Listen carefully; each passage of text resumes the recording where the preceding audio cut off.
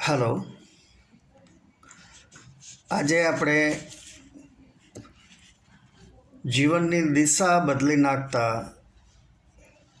નિર્ણયો, life changing decisions, તેના વિશે થોડી વાત કરીએ.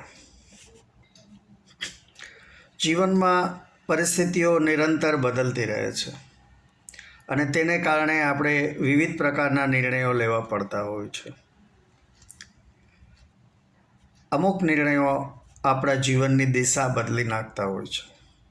આપણું જીવન મહદઅંશે આપણે લીધેલા નિર્ણયોનું જ પરિણામ છે.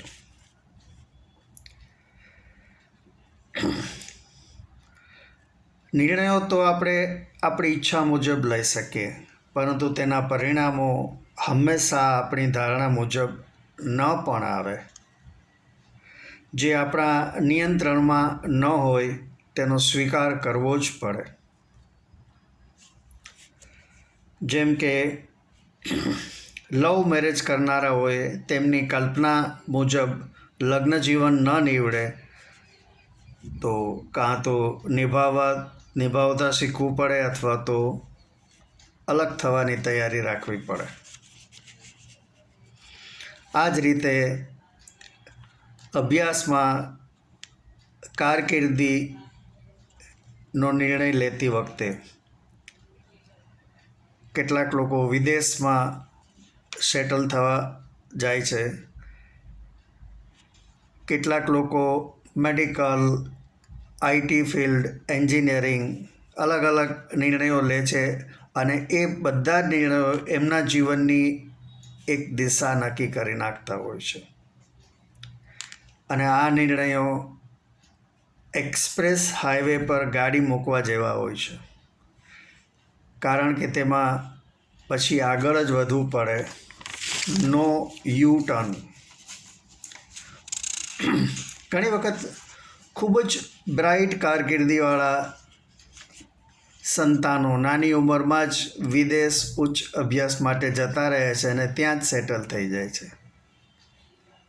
ત્યારબાદ મા બાપ સાથે તેમનો સંપર્ક રોજ વિડીયો કોલ દ્વારા થાય છે.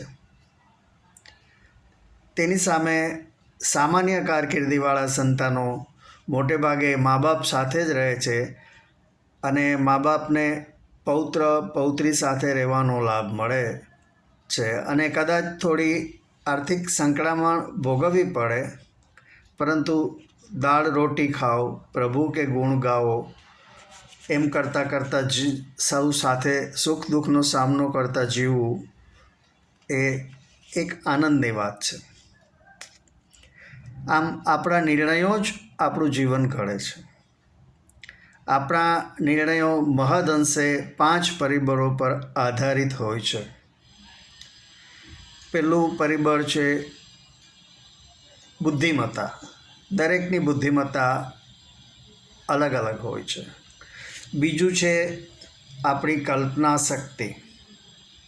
આપણી કલ્પના શક્તિનો આધાર બુદ્ધિમત્તા પર વધારે છે. ત્રીજું છે આપણો અહમ. એ પણ દરેકના અહમના લેવલ જુદા જુદા હોય છે. ચોથું છે આપણી લાગણીશીલતા. ઘણા નિર્ણયો ઇમોશનલ બેઝિસ પર લેવામાં આવતા હોય છે. અને પાંચમું છે આપણી ભ્રમણા, ખોટી માન્યતા, ઇલ્યુઝન. કારણ કે our life is full of illusions, એટલે કે આપણું જીવન ભ્રમણાઓથી ભરેલું છે.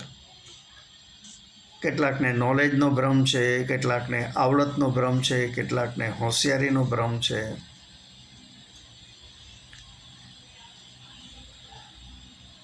આપણા સંકુચિત માનસમાં સત્યનો આભાસ સાથે જન્મેલી ઘણી ખોટી માન્યતાઓ, જેને આપણે સત્ય જ માનતા હોય, સમય જતાં એક ખોટી ભ્રમણામાં પરિવર્તિત થતી જોવા મળે છે.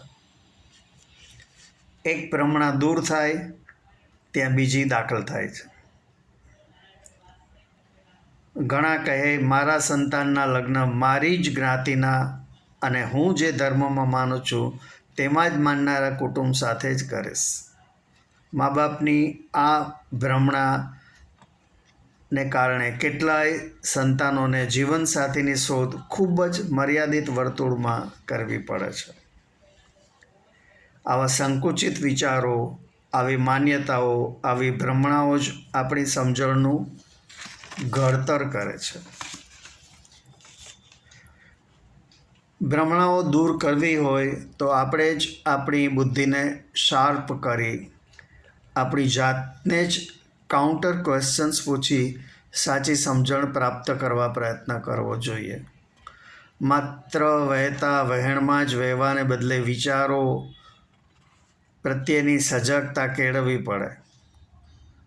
One should try to create awareness, wisdom and authenticity of one's thoughts. વાસ્તવમાં કાલ્પનિક ભય, અકારણ ઉત્પન્ન થયેલો ગુસ્સો, આંધળો વિશ્વાસ આ બધા જ ભ્રમણાઓના સ્વરૂપ છે. આશા રાખું છું આપને મારી આ વાત ગમી હશે. જો આપને મારી આ વાત ગમી હોય તો મારે વિડીયોને લાઈક, શેર અને સબસ્ક્રાઈબ કરજો. આભાર. આવજો.